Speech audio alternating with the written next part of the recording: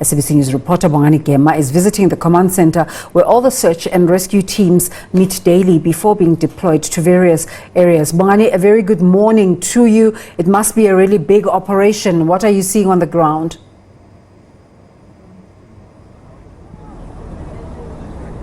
Well, good morning to you, Desiree, and good morning to the SABC viewers. Indeed, we are at Virginia Airport here in Durban North. Desiree, I'll just move out of shots so that my colleague Japan Masebula can show you. This, as you said, is the command center. As you can see, the truck there where the police officers are at, this is where they get all their command and the destinations that they will go to for their rescue, their search and rescue operations. Desiree, we also have the personnel from the Gift of the Givers who are also based here, and also SANDF. The helicopters from SANDF, I don't think they are in your shot right now, but there are a number of choppers here that are used to transport supplies that are going to the affected communities that need water supply and other food stuff. There's also police helicopters here. Since coming in, we've been seeing a number of them taking off and others landing.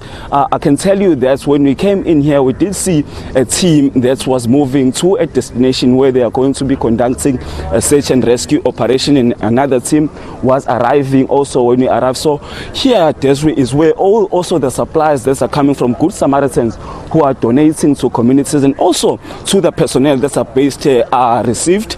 They are not in your shots as we speak now, but I can tell you that this is where they are received, Desiree. So also the K9 units is also based here, as you mentioned, SANDF, the number that has been deployed into the province. As you heard yesterday, the president saying that now this has been declared a national disaster, so a number of them are now based here. I mean, when we were here yesterday, Desiree, we did speak to a number of them off camera. We were telling us that others are from Limpopo, others saying they were from Gauteng.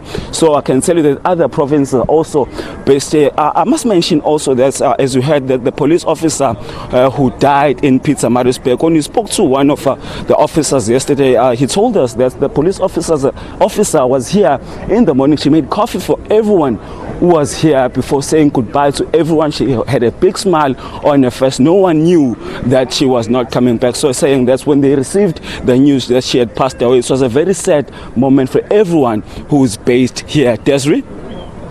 Bongani, I can imagine indeed a sad development as they continue with their work, because they're there to help, not necessarily hoping to not return to their families. I just want to ask you, Bongani, is there still a sense of urgency, or are people just laid back and keeping to their set plans?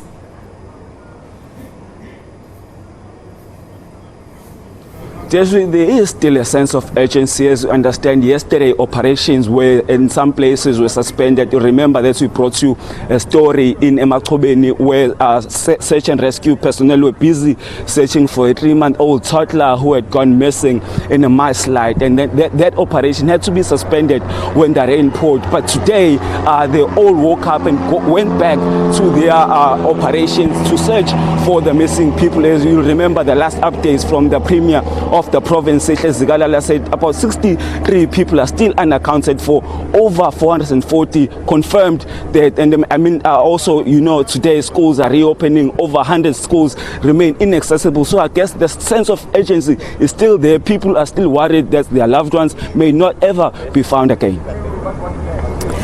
And Bongani, are you able to just give us a sense of latest developments, what the situation is like around KZN?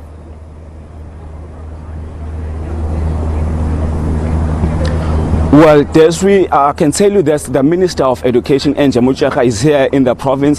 She's at Blitzenwood High School to see for herself the damage that has happened in that school, because schools, as we said, were reopening today. Many learners do not have classes to go back to. As we heard the MEC saying that some learners will be taken to other schools that are nearby their homes, where if their schools are damaged. Also, the MEC for Kokta in the province, Shlomuga, is expected to be here at Virginia Airport to see for himself this command center. So those are the development in the province. We are waiting maybe for a statement from the Premier's officers. So yesterday they did give out a statement on latest developments. So I guess maybe today a similar statement may come out.